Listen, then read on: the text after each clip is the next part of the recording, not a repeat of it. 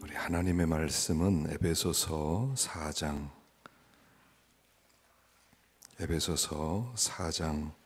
11절부터 우리 14절까지를 보겠습니다. 에베소서 4장 11절부터 14절까지를 보겠습니다.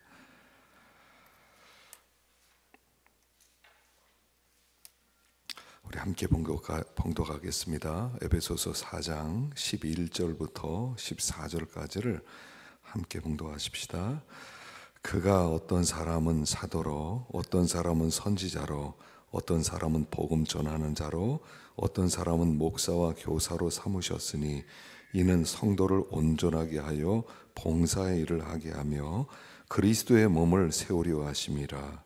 우리가 다 하나님의 아들을 믿는 것과 아는 일에 하나가 되어 온전한 사람을 이루어 그리스도의 장성한 분량이 충만한 데까지 이르리니 이는 우리가 이제부터 어린아이가 되지 아니하여 사람의 속임수와 간사한 유혹에 빠져 온갖 교훈의 풍조에 밀려 요동하지 않게 하려 함이라.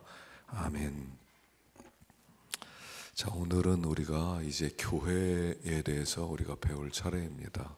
그래서 교회가 어떤 것인지, 이 켈빈의 기독교 강요는 맨 앞부분에 성부 하나님에 대해서, 그 다음에 성자 예수님에 대해서, 그 다음에 성령 하나님에 대해서, 그리고 교회에 대해서 이렇게 네 부분으로 이루어집니다. 그런데 이 넷째 부분, 교회에 대한 부분이 분량적으로 제일 많습니다. 그만큼 중요하고 또 그만큼 강조되어졌다 하는 것을 우리가 알 수가 있습니다. 그래서 또 얼마 동안 우리 교회에 대해서 배울 텐데, 교회가 어떤 곳이고 왜 필요한 곳이며 이 교회는 어떤 질서를 가지고 있느냐 하는 여러 가지에 대해서 우리가 배우도록 하겠습니다. 자, 235페이지를 봐주시 바랍니다. 235페이지입니다. 한번 읽어보겠습니다. 서론 부분인데요. 시작. 그리스도께는 내적으로 우리를 다스릴 뿐 아니라 외적인 도움도 우리에게 주셨다.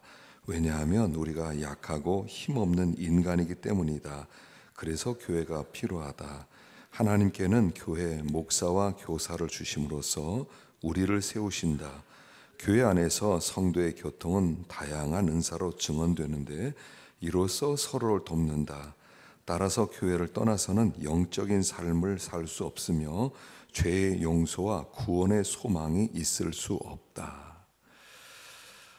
그리스도께서 우리를 다스리시는데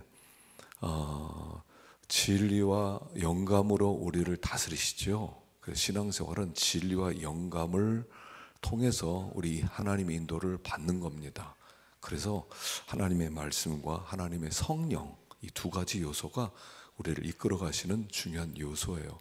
그런데 이제 많은 분들이 여기에서 나 하나님의 인도와 주장 받으면 돼. 나는 꼭 교회 나갈 필요 없어. 나는 개인적으로 혼자 신앙생활을 잘할 수 있어.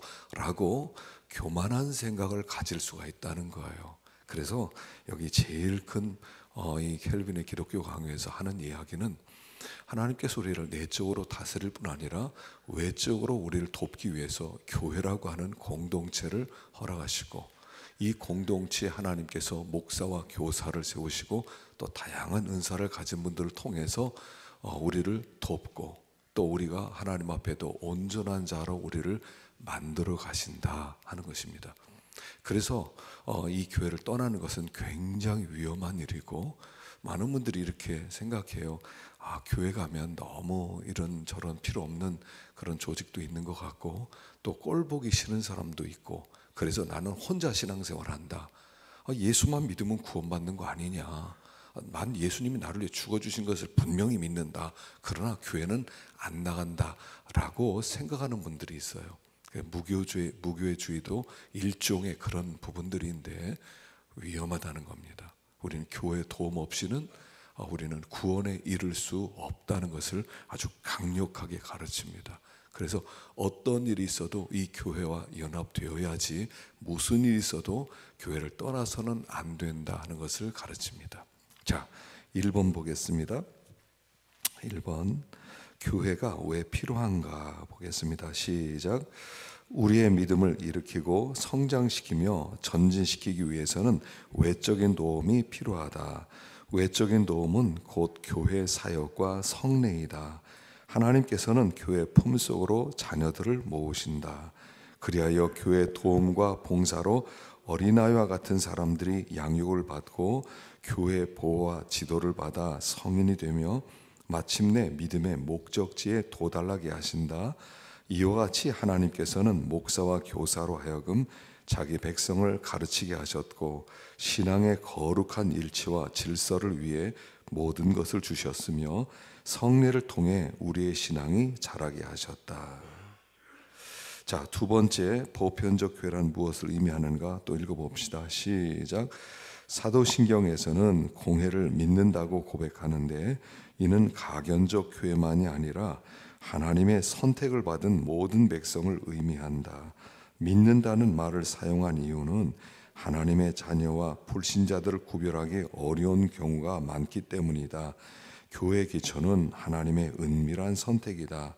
각 성도들은 교회 머리신 그리스도 아래서 다른 지체들과 연합되어 있다. 이렇게 모든 선택된 사람들이 그리스도 안에서 연합되어 한 몸을 이루기 때문에 교회를 보편적이라고 말한다. 다시 말하면 그들은 한 믿음과 소망과 사랑으로 성령 안에서 함께 있다. 또 3번, 신자의 어머니로서 가견적 교회는 무엇을 의미하는가 읽어보십시다. 시작. 어머니는 자녀를 잉태하고 생산하며 젖을 먹여 양육하고 기른다. 이와 마찬가지로 구원을 위해서도 낳으며 양육하는 어머니로서의 교회 역할이 필요하다. 더구나 하나님 아버지께서는 우리를 교회에 맡기셨다. 그래서 교회는 우리의 어머니이다. 우리는 평생 교회에서 배우며 교회를 떠날 수 없다. 교회의 품을 떠나면 죄 용서와 구원을 받을 수 없다. 또한 진정한 경건 생활을 촉진하기 위해서 교회 안에 있어야 한다. 자, 교회는 어머니라는 거예요. 예수 그리스도께서 우리를 낳으셨습니다. 진리의 말씀으로 낳으셨습니다. 그리고 우리를 교회 어머니에게 맡기시는 거예요. 그래서 교회 하나님이 다양한 은사를 가진 그런 분들을 통해서 양육하고 그들을 점점 더 온전하게 만들어 가는 것입니다. 그래서 교회에서 그 양육을 받으면서 우리는 점점 성장하게 되는 거예요. 그러면 이런 생각이 들어요. 그럼 성장의 끝이 있지 않느냐? 그렇지 않아요.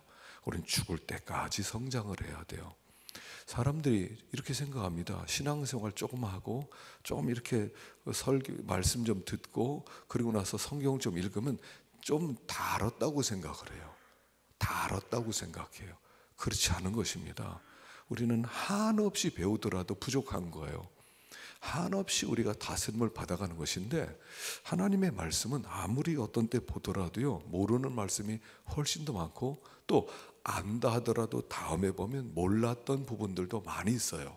그래서 우리는 일생 죽을 때까지 배워가는 거예요. 우리가 난 다 배웠어, 이제는 더 이상 배울 게 없어 라고 하는 상태로 가면 진짜로 큰일 나는 겁니다. 이제는 내가 봉사할 때야, 내가 뭐 할 때야, 그거라. 그렇지 않아요. 근본적으로 우리는 배워나가는 거예요. 계속 배워나가야 돼요. 죽을 때까지 배워야 돼요. 그래서 저도 마찬가지입니다. 제가 말씀을 가르칠 때 제가 아는 것만 가르치나요? 아니요. 어떤 때 설교 준비하다 보면 야, 내가 이런 것도 몰랐구나, 이런 것도 몰랐구나, 이럴 때가요 한두 번이 아니 매주일 그래요. 제가 늘 아는 말씀만 설교하나요? 하나님께서 계속 주신 말씀을 먼저 저를 깨우쳐 주시고 또 저에게 은혜 주시고 주신 은혜를 여러분들에게 같이 나누고 은혜를 받으면서 저도 잘하고 여러분들도 잘하고, 그러니까 우리가 계속 하나님의 말씀을 더 갈망해야 돼요. 우리가 이제 또 5월 달에 사경회를 합니다. 또 우리가 특별 새벽 기도도 합니다. 또 이렇게 뭐 주일날도 새벽 예배도 계속 듣습니다. 또 듣고 또 듣고 또 듣고 계속 들어요. 그럼에도 불구하고 우리는 여전히 모르는 거예요. 그냥 저는 요새 그런 생각이에요. 내가 좀 뭔가 제가 가르친다고 그러는데 내가 뭐 가르쳤나? 뭐 내가 이 은혜 깊은 바다 속에 제대로 들어가 보기나 했나. 거기서 하나님의 그 위대하심을 좀 알긴 하나. 여러분, 이 바다 속의 세계가요, 그 학자들, 해양학자가 그러는데, 이 바다 속의 세계를 우리가 얼마나 모르느냐면, 지금 뭐 로켓들을 쏴서 우주를 가고 화성에도 사람을 보내고, 뭐 저기 무슨 그 우주선을 보내서 무슨 저기 토성이나 목성 이런 데 보내서 사진도 찍어 오고 달나라도 가고 그러는데요, 그것보다 바닷속 세계를 더 모른다는 거예요. 바닷속에 뭐가 있는지를 모른대요. 어떤 사람은 바닷속에 인어도 있을 거래요. 바닷속에요, 뭐 별별 뭐 가끔씩 뭐 이상한 것들이 이렇게 해안에 밀려오기도 하고, 오징어가요, 10m 되는 오징어가 뭐 이렇게 있고요, 별 것들이 다 있다는 거예요. 근데 뭐가 있는지조차도 모르다는 거예요. 우리가 하나님의 세계를 생각할 때 그렇다는 거예요. 하나님이 얼마나 위대하고 얼마나 크고, 하나님이 얼마나 깊고, 하나님이 얼마나 아름답고, 하나님이 얼마나 선하고, 하나님이 얼마나 영광스럽고, 우리가 좀 압니까? 하나님의 위엄 이런 거 알아요? 하나님의 그 선하심, 하나님의 그 아름다우심, 그거 맛봤습니까? 와, 하나님 진짜 좋으신 분이다, 하나님 정말 아름다우시다, 여러분 이런 거 알아요? 그냥 귀로 듣고 지식으로 아는 것이 그거 진짜 아는 거 맞나요? 어떻게 생각하면 우리가 하나님을 모르기 때문에 이렇게 살아가는 거 아닌가, 하나님을 모르기 때문에 이렇게 자기 잘났다고 살아가는 거 아닌가, 이런 생각 들 때가 많아요. 하나님을 제대로 알기만 하면, 하나님을 만나야 되거든요. 주님을 만나는 게 신앙이거든요. 다른 어떤 목적이 아니라, 신앙은 뭐냐면 정말 이 말씀을 통해서 나타나신 주님을 만나는 거예요. 뭔가 아는 것도 아니고 뭔가 하는 것도 아니고 주님을 만나는 거예요. 그분과 교제하는 거예요. 그렇게 됨으로 말미암아 우리들이 더 주님으로 말미암아 연합되고 하나 되고 성장하고 주님을 닮아가고, 이런 것들이 우리가 나오는데 주님을 제대로 모르는 것 같아요.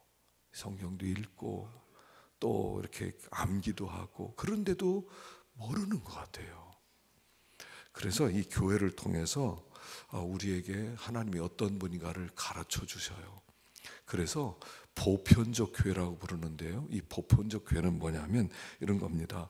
하나님께서 창세전에 구원을 주기로 작정한 모든 사람들의 모임, 이게 보편적 교회예요. 죽은 사람도 있고 죽지 않은 사람도 있고 아직까지 이렇게 믿지 않은 사람도 있고, 그러나 하나님이 구원하기로 작정한 모든 사람의 모임, 보편성이에요. 그들이 함께. 그래서 이 보편적 교회를 이게 캐톨릭 처치라고 영어로는 되는데, 로마 천주교가 우리가 캐톨릭 처치다 이렇게 얘기하는데 그런 뜻이 아니에요. 온 땅에 있는 하나님의 택한 백성들 전체를 얘기할 때, 또 여기 우리나라만 있는 게 아니라 저 아프리카도 있고 저 미국도 있고 저 일본도 있고 각 나라에 흩어져 있는 모든 믿는 사람들, 그런 사람들을 보편적 교회라고 이렇게 부르고요. 또 두 종류가 있어요. 가견적 교회와 불가견적 교회. 가견, 볼 수 있다. 불가견, 볼 수 없다. 그래서 이 불가견 교회는 뭐냐면 하나님이 택한 그 사람들, 그 백성들의 모임, 그것을 가견적 모임 이렇게 얘기하고요. 불가견이라고 하고요. 가견적 모임은 뭡니까? 보이는 교회, 우리가 이렇게 함께 모였습니다. 이 가견적 모임이죠. 가견적.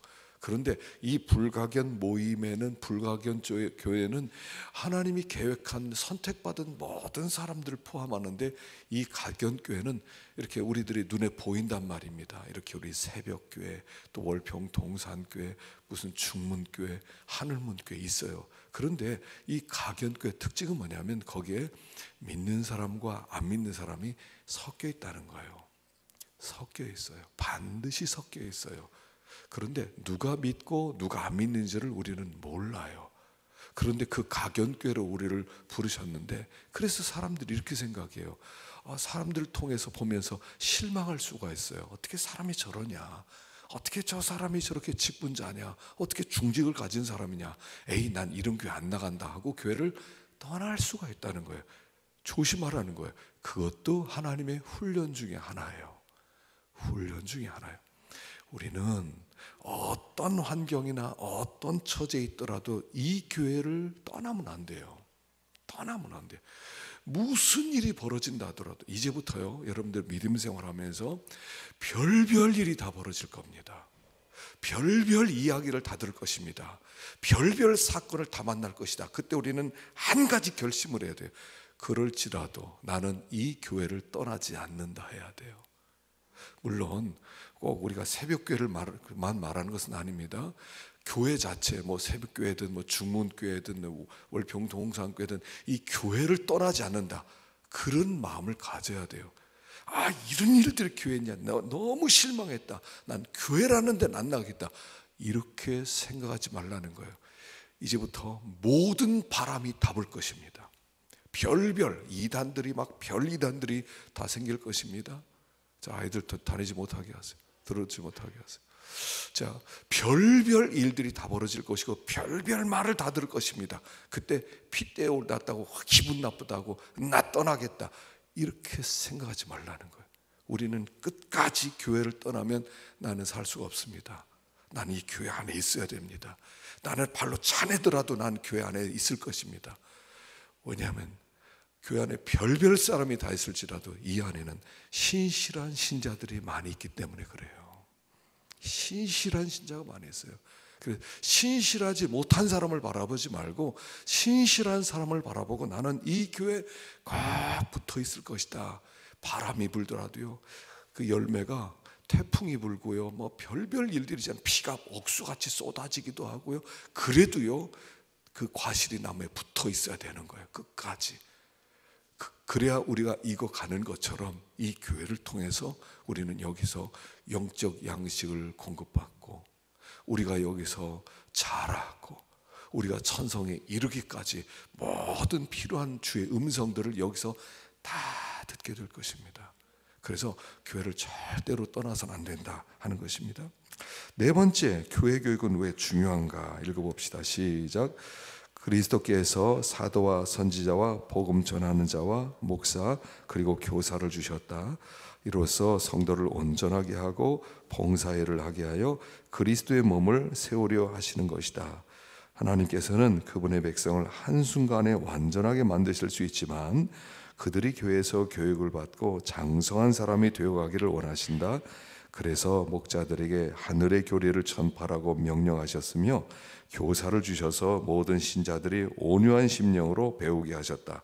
더욱이 하나님께서는 자신의 복음만을 우리에게 믿음을 불어넣는 도구로 사용하신다.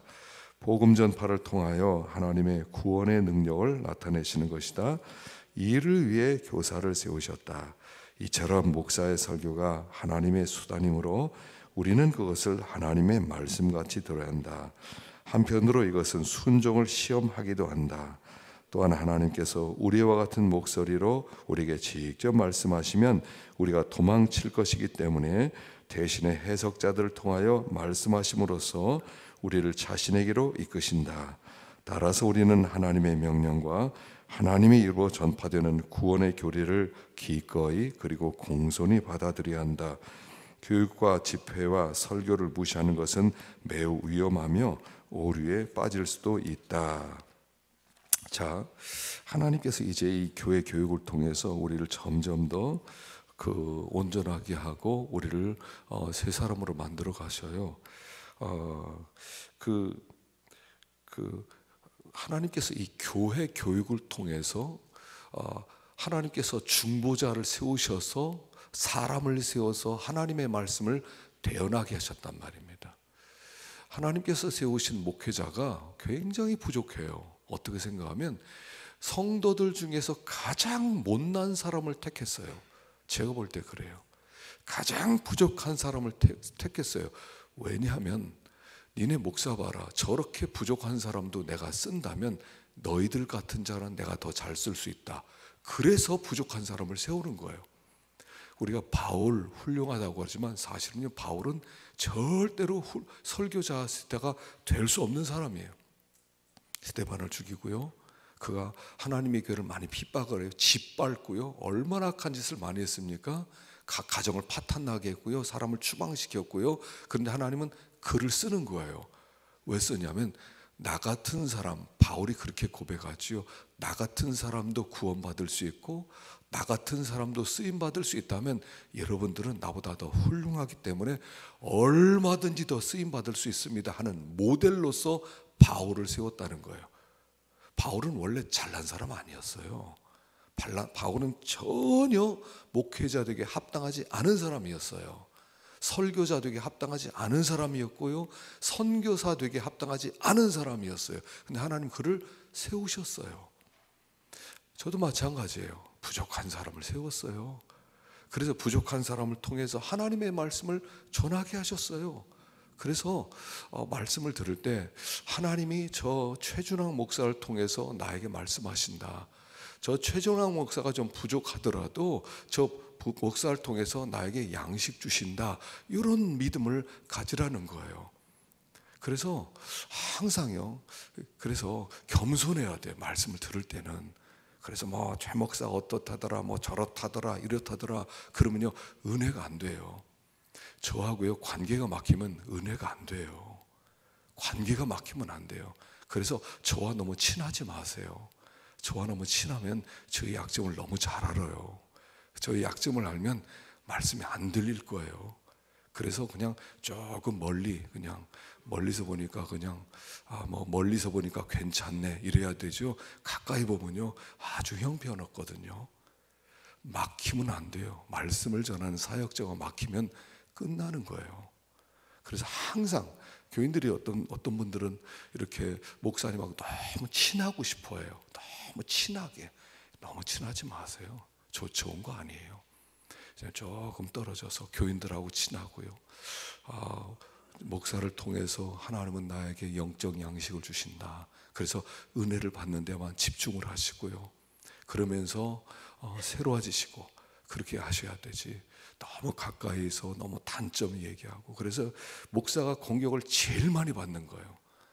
그래서 저는 뭐 공격받아도 마땅해요. 제가 뭐 못났으니까, 제가 부족하니까 저를 분명히 공격할 겁니다. 제가 뭐라고 변명하고 싶지 않아요. 그러나 하나님은 안 기뻐하실 것입니다. 그래서 거기에 대해서 내가 변명하고 막 저 사람을 갖다 권징하고, 제가 뭐 권징합니까? 하나님이 다 아실 텐데. 그래서 여러분 항상 담임 목사와의 관계는 여러분들이 조심하셔야 돼요.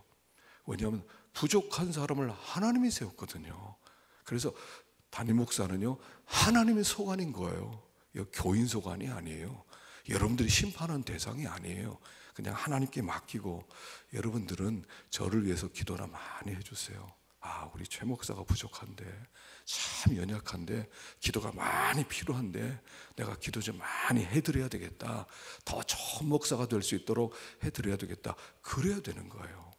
제가 이렇게 여기까지 오면서 20년 동안 여기서 목회할 수 있었던 것은 제가 부족함에도 불구하고 뒤에서 기도하는 많은 사람들 때문에 오늘 제가 여기 있다고 저는 생각해요.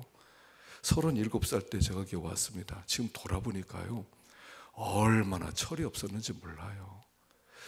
옛날에 그 원고들이 있어서 이렇게 지금 읽어보면 이렇게 유치한 설교를 듣고 성도들이 앉아 있어 줬다는 게 얼마나 미안할 때가 많은지 몰라요. 그때 책 냈으면 큰일 날 뻔했어요. 그런 걸 어떻게 책이라고 내려고 그랬나 몰라요. 그러나 교인들이 기도해주고 또 참아주고 또 따라와주고 그러면서 점점 만들어지더라고요. 그래서 하여간 하나님이 종을 세우신다. 그리고 저 종을 통하여 나를 먹이신다. 이런 마음을 가지고, 그래서 교회는요 항상 이 질서가 있어야 교회는 평안하고 또 항상 은혜롭고, 그리고 우리가 더 성장할 수가 있다 하는 것입니다. 자, 5번째, 목회자의 직무와 한도는 어떠한가 그랬습니다. 읽어봅시다. 시작. 사람들은 논쟁을 벌이는 가운데 목회자가 필요 없다고 주장하기도 하고 정반대로 그 위험을 대단히 과장하기도 한다.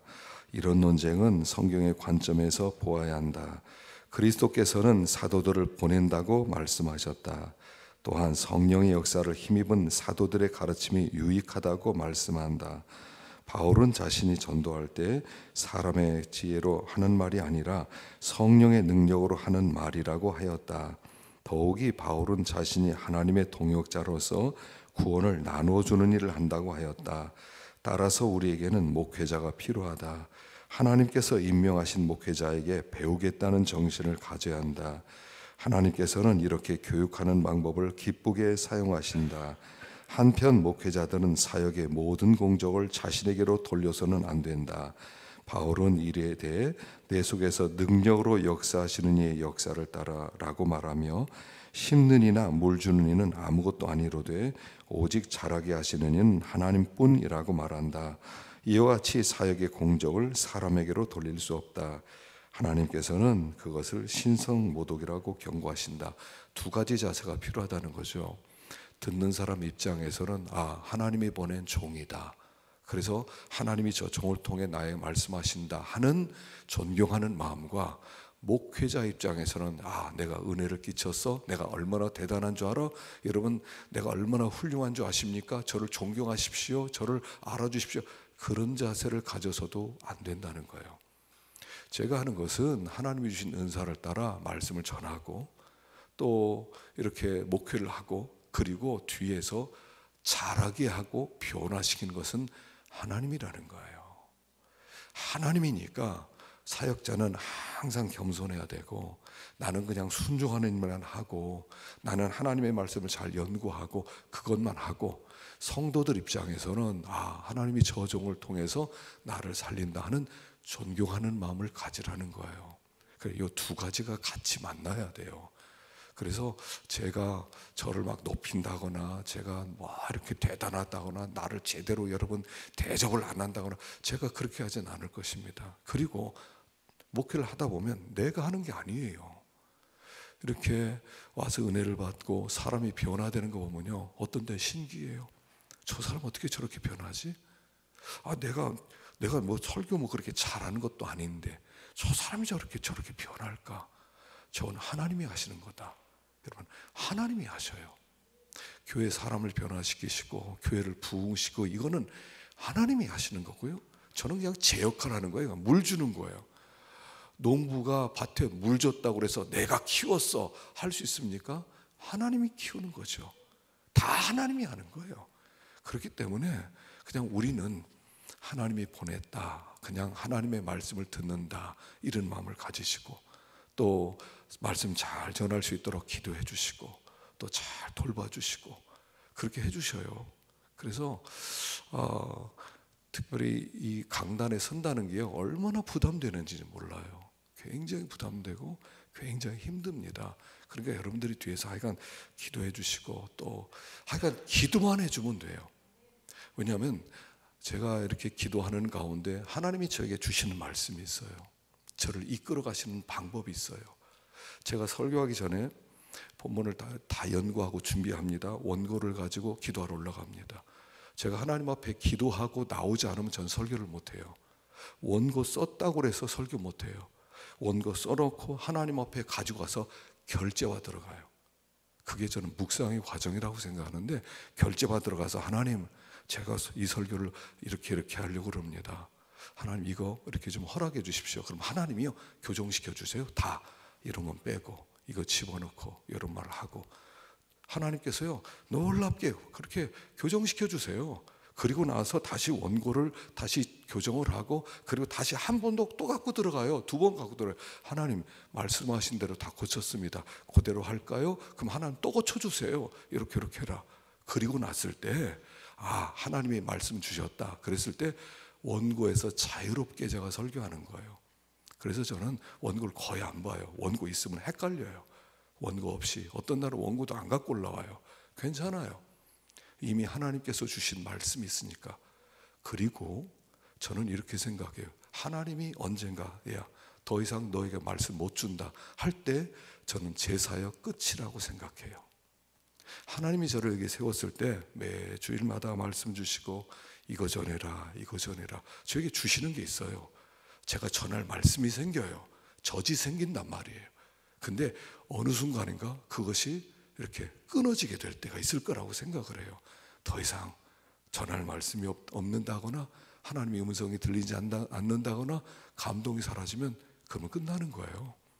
뭐 꼭 70대 은퇴하는 것도 아닙니다. 하나님이 언젠가 됐다 하는 그때가 되면 빨리 후임자를 세우게 될 것입니다. 그러니까 이렇게 생각하세요.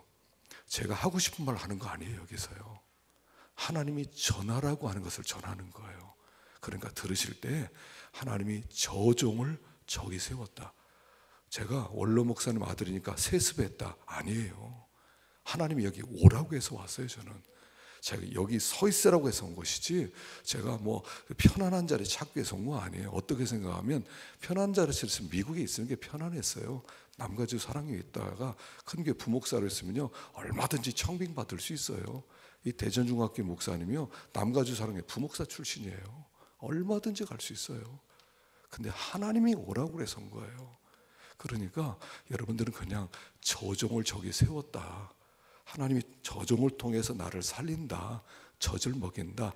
이런 마음을 가지고 은혜 받으시고 그냥 기도를 많이 해주시기 바랍니다. 여섯 번째, 가견적 교회와 비가견적 교회로 나누는 이유가 무엇인가 읽어보겠습니다. 시작. 성경에서 교회라는 말은 때때로 하나님 앞에 있는 모든 사람을 의미한다. 양자로 삼아주시는 은혜로 말미암아 하나님의 자녀가 된 사람들과 거룩하게 하는 성령의 사역으로 말미암아 진정으로 그리스도의 지체가 된 사람들만이 여기에 들어갈 수 있다. 이런 의미에서 교회는 현재 이 땅에 살아가는 신자들뿐만 아니라 세상에 창조된 이후 지금까지 선택받은 사람들을 모두 포함하는 의미다. 이러한 교회를 눈에 보이지 않는 비가견적 교회라고 한다.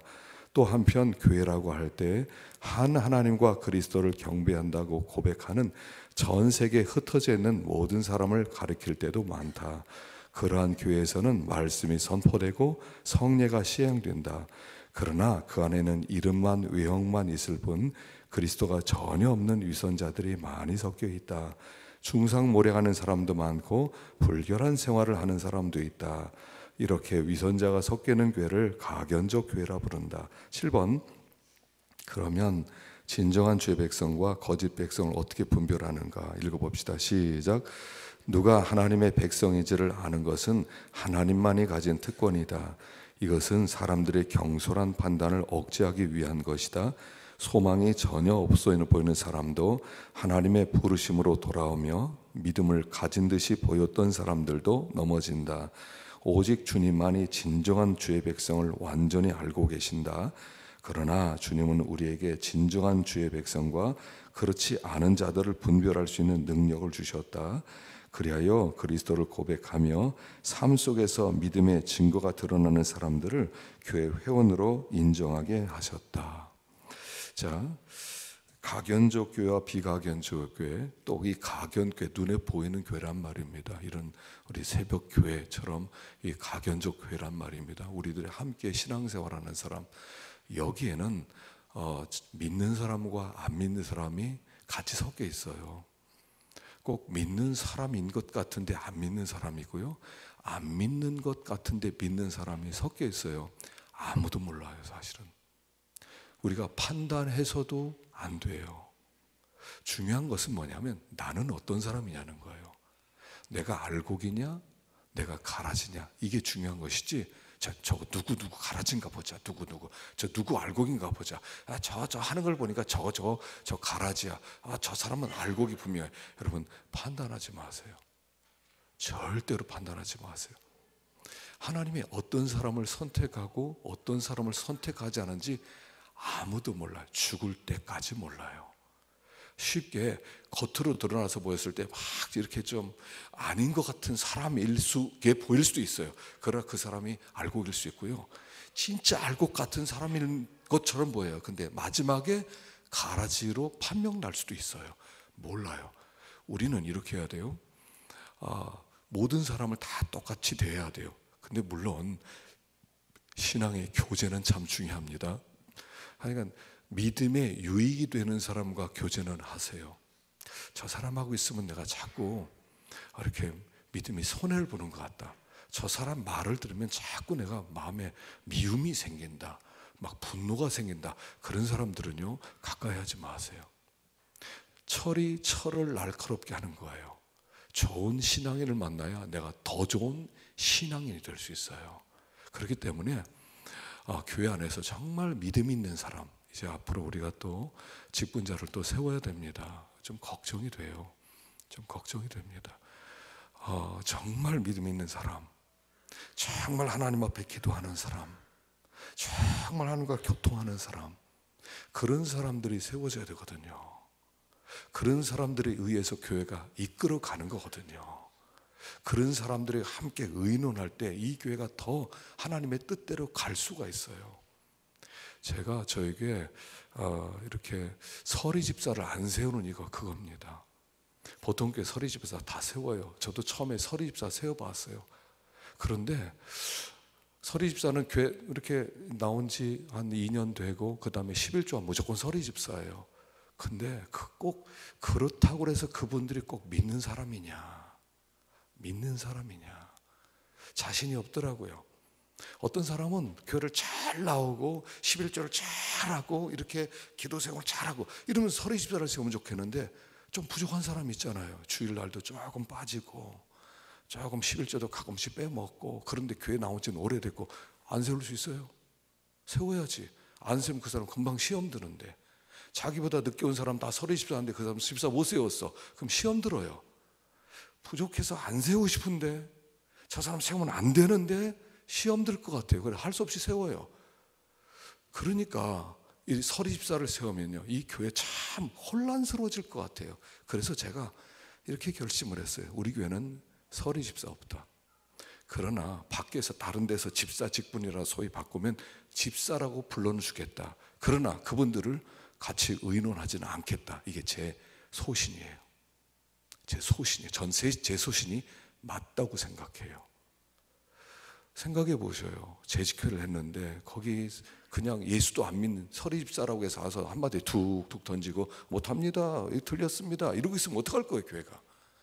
자 찬성하십니까? 그런데 나 반대합니다 이러면 어떡할 거예요. 그래서 정말 이 가견교회는요 안 믿는 사람과 믿는 사람이 섞여 있어요. 그래서 할 수 있으면 우리가 직분자를 세울 땐 정말 두 눈을 바짝 떠야 돼요. 이제 이번에도 우리가 직분자를 세우게 되면 피선할 때 여러분들이 정말 기도 많이 하는 가운데, 그래서 예전에는 당회에서 몇 명, 5명을 세우면 5명 뽑았어요. 이번에 그렇게 안 할 거예요. 5명을 뽑으면 자격 있는 사람 다 추천할 거예요. 여러분들이 보시고 5명 찍으세요. 그렇게 할 거예요. 당회에서 그냥 이렇게 기도 많이 하고도 했는데 보니까 실수를 하더라고요. 그래서 모든 성도들이 다 기도하는 가운데 그렇게 해야 되겠구나 이런 생각이 들었어요. 그래서 그냥 조금 뭐 이렇게 목사님한테 잘 보이고 또 뭐 이렇게 장로님에게 잘 보이고 그럼 무조건 직분자 된다 이런 거 없어요. 이제는 하나님 앞에 잘하시고 성도들한테 인정받아야 돼요. 성도들을 볼 때 저 사람 기도도 안 하네, 저 사람 저거 하는 거 보니까 뭐 예배도 잘 참석도 안 하네, 그러면 찍지 마세요. 찍지 마세요. 여러분들이 몫이에요. 이제부터는 정말 이 가견교회는요 참이 섞여 있어요. 누가 누군지를 잘 몰라요. 그래서 한두 사람이 판단하는 것보다 함께 모든 사람들이 그분은 확실한 사람이야, 그 사람은 참 자격 있어, 그 사람은 참 그런 실력자야, 이런 사람들을 세워질 때 교회가 더 든든히 세워진다는 거예요. 그래서 여기 우리는 참 하나님의 백성과 거짓 백성을 분별할 수 없다.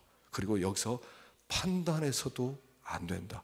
그리고 함부로 그 사람 안 믿는 사람이야, 그 사람 믿는 사람이야, 우리도 함부로 판단하지 마세요. 비판하지 마세요. 우린 잘 몰라요. 제가 목회해 보니까요 이렇게 이제 새가족반도 제가 운영도 해보고 이렇게 해요. 그래서 이 사람 신실하다, 근데 저 사람 저 시원치 않다, 뭐 새가족 모임도 잘 나오지도 않고 왔다 갔다 한다, 저 시원치 않은 사람이다. 그런데 나중에 한 5년쯤 지나가니까요 성실한 사람은 안 보이고 아주 흐지부지한 그 사람만 남아있고 그 사람이 변화되고, 그래서 제가 그 다음부터는 못 믿겠어요 내 판단을. 이게 도대체 어떤 사람이 하나님의 택한 사람이지? 겉으로 볼 때는 꼭 하나님의 백성 같이 보이는데 나중에 보니까 아닌 사람으로 판명을 하고요. 하여간요, 다른 거 없습니다. 끝까지 믿음 안에 서 있어야 돼요. 다른 사람 여러분 보지 마세요. 누가 어떻다더라, 누가 어떻다더라. 교회는 말이 많은 곳이잖아요.